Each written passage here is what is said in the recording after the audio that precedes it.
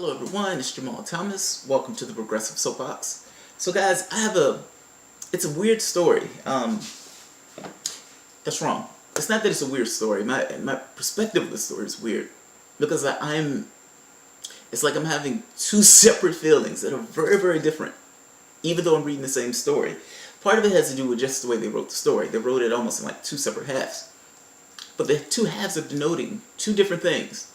One of which I greatly approve of, the other which I absolutely do not approve of.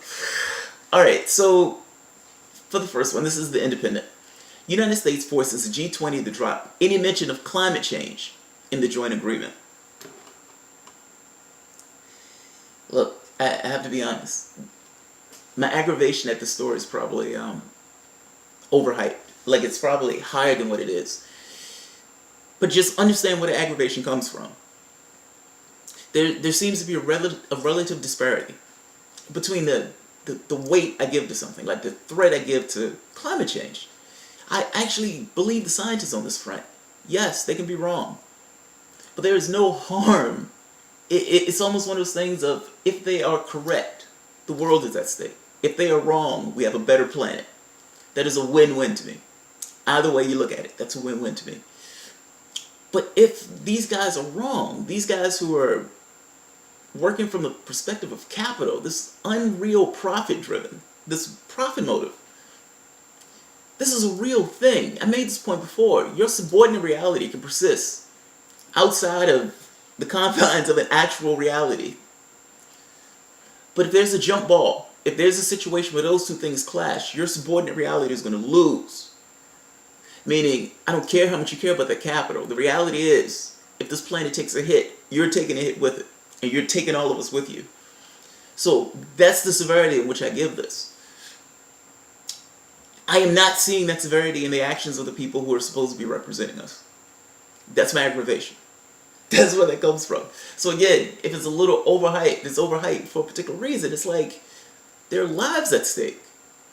What the hell are you doing? What the hell are you doing? So, financial officials from the world's biggest economies have dropped the joint statement, any mention, financing action on climate change, reportedly following pressure from the United States and Saudi Arabia. Finance ministers from G20, which comprises more than 80% of the global economy, debated the wording of their final joint statement on the trade at their summit in the German resort town of Baden-Baden. The communique showed no mention of a commitment to fund action on climate change. And Reuters, reportedly, there had been opposition from the United States and Saudi Arabia and other countries to Germany's intention to include it. Climate change is out for the time being, an official told the agency. So now, they did get kind of like a consolation prize of language in.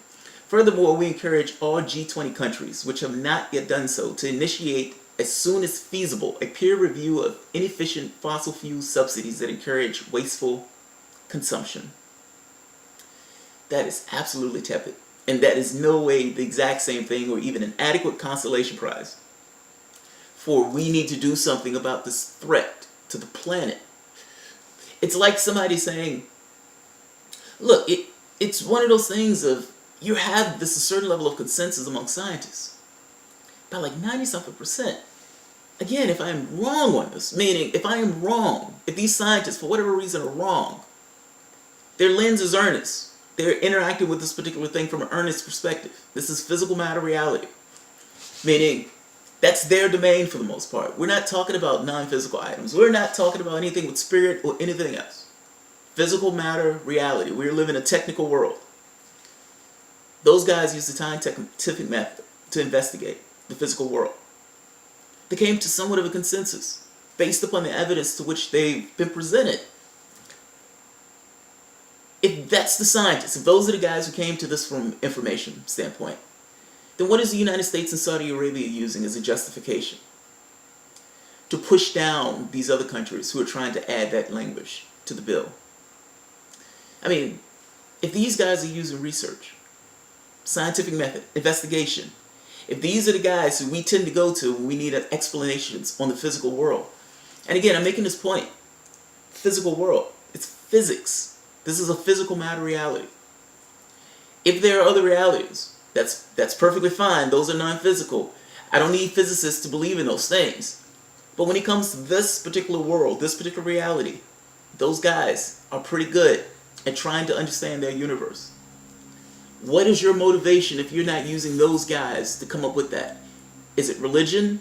Is it possibly your lens being corrupted by how much cash people are stuffing in your pockets? I suspect it's the latter. I strongly suspect it's the latter. My point is, you're never going to get those people to budge on that. And this kind of point is to Germany or whatever other countries in Europe that were perfectly okay with pushing for this. And look, you should be applauded. You were pushing for it. Why are you letting them stifle you? This is a G20 summit. If you need to be a G8 summit, if you need to say, look, the world is at stake and the world matters this much, that we're willing to break away from these guys. We agree with them on some things, but on this particular thing, we do not agree with them. And this is our statement. This is our united statement. Whether that's G6, G10, G12, I don't care what that G is. You should very least make your dissent known. Why are you using the United States and Saudi Arabia as justification to be silenced? If you're being honest, if you're trying to put climate change into this particular document, that means on some level you agree with the scientific investigation saying, yes, this exists. This is real. There is an asteroid heading for the planet. What do you want to do about it? One guy says, yeah, I'm uncomfortable putting that in the document. Well, wait a minute. You have to let people know that an asteroid is coming and you should do something about it, right? That kind of hurts my donors, man. It hurts my donors. Look, I get a lot of oil money. The oil money is directly related to the things that you're trying to stop. So I understand the world is at stake. My heart bleeds for you. But I had to get my extra cash. This is the argument. This is the conversation that you guys are having on those governments at this G20 summit. Now, do you let the plutocrat, the guy who doesn't give a shit about anybody else because he thinks he could be in a bunker somewhere, him and his family perfectly safe? Or do you break away from those guys that are not interested in your constituent governments? And you do your own thing. And you make it known. And I'm not saying your own thing isn't in anything crazy. I'm making this point that you can create your own document that does not include these other states who are disbelievers. You believe that climate change existed before Donald Trump took office. What changed? What changed? A plutocrat, ridiculous clown of a figure takes the office and you're willing to be cowed? Look, if you're making this point, again, I keep making the point because the severity of it matters. It's not like, oh, you're going to stump your toe. It's, oh, we lost part of the planet. That's a big damn difference between those two things. So yeah, I think they need to put a little bit more energy into creative dissent. Come up with your own document. Be assertive. At the very least, it will cause somewhat of a controversy that certain states, certain countries have stood out beyond their own saying, we disagree with those guys because those guys are making decisions based purely on something other than scientific investigation. That matters. That matters. It may not seem like much, but it is far better than being cowed into this particular position by countries that does not have the interests of anybody other than themselves in mind. Who is your interest? Germany, if you brought that up, Merkel, if you're supposed to be, I read some article saying the new neoliberal leader or whatever, who do you represent? Do you represent the people of that particular country that you yourself exist? Or does the interest of the United States and Saudi Arabia trump the interest that you have in your particular democracies? That is the question that we're talking about. We're talking about the world is at stake. And you guys are pussyfooting around over the language in a particular document. You can't even recognize the asteroid that's about to hit you. This is the thing that we're quibbling over. This is aggravating to me. Why is the best outcome always out of reach? It's almost like this. Look, the issue is the model. I keep making this point. The issue is the model. Nothing gets solved unless you deal with that model. They have a profit motive. This thing that's not even real. They have an absolute profit motive to make decisions that will adversely affect the rest of the planet so they can make additional billions of dollars.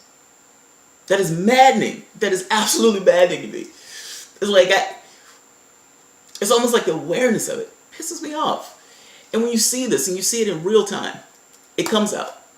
Big letters, macroeconomics, because we're not just talking about the United States. We're talking about the entire planet. We're talking about the planet. And these guys who, 80% of the world's wealth, couldn't make a decision on identifying an actual threat because the profit model that they themselves use to get rich and enrich their donors, it adversely affects that model. So they don't want to do it. So even if the world is at stake, they're willing to roll the dice. Not because it's the best thing to do. Not because it's done for anybody else other than themselves. But because to not do it, to actually do something about the issue, adversely affects the way they make money. That's maddening. That's absolutely maddening. So look, the second story, and that's what I mean. The second story was like, oh, that one is pretty good. I don't know why they put both of these in the exact same article. So, the world's top economic powers also failed to agree on a joint position explicitly opposing trade protectionism amid pushback from the U.S. government. Protectionism can include border tariffs and rules that favor a country's business over those in another economy. The communique issued on Sunday was milder than the one from 2016. It said that countries are working to strengthen the contribution of trade to their economies. By comparison, last year's meeting called them to resist all forms of protectionism. Look, this is something I actually think Trump did right. When Trump came into office, one of the first things he did was put a dagger in the TPP. Good. Good. That was neoliberal garbage that Obama had been pushing whole hog. So did Hillary Clinton. And I know Republicans want to act like they weren't pushing. Republicans also are for those trade deals. You guys are being scammed just as much as the Democrats are being scammed. Keep it real. He put a dagger in it. Good job. Good job. If you were looking at something, they were literally trying to create this foreign regulatory body outside of the United States that could supersede the laws of this country. It's an amazing thing. And for Obama to stand out there and make this case like this is the most progressive trade deal, just lying through his teeth. Consistently lying through his teeth. When Hillary Clinton came out and said she was against the trade deal, even though she had vocally advocated for it like 40 sometimes before, and in those leaks mentioned that they want to get back to that trade deal. It's gross. It's gross. You can read it on WikiLeaks. It's absolutely gross. The things that they were trying to push past. Undercutting environmental regulations. Undercutting working regulations. Oh, I'm sorry, that chemical in that water that gave your kids cancer. That hurts my profits. That hurts my profits. A Democratic president. A Republican Congress would have put it in if it wasn't that particular Democratic president. You guys are getting scammed. You guys are getting scammed. They were about to sell you down the river. If nothing else, as bad as Trump is, at the very least, he kept his word on that Trans-Pacific Partnership. So, again, mixed feelings. The first one is like, God damn it. Why can't we actually do something about something that's a problem? And on the second one, it's like, oh, good. That was a problem that something got done about. This is not one of those things where I can say, well, it's a win. It's not a win. This is still a problem. The global warming thing is far more important. But look, you take what you get. I'll take it. Thanks, guys. Oh, by the way, like, share, all that good stuff. Thanks.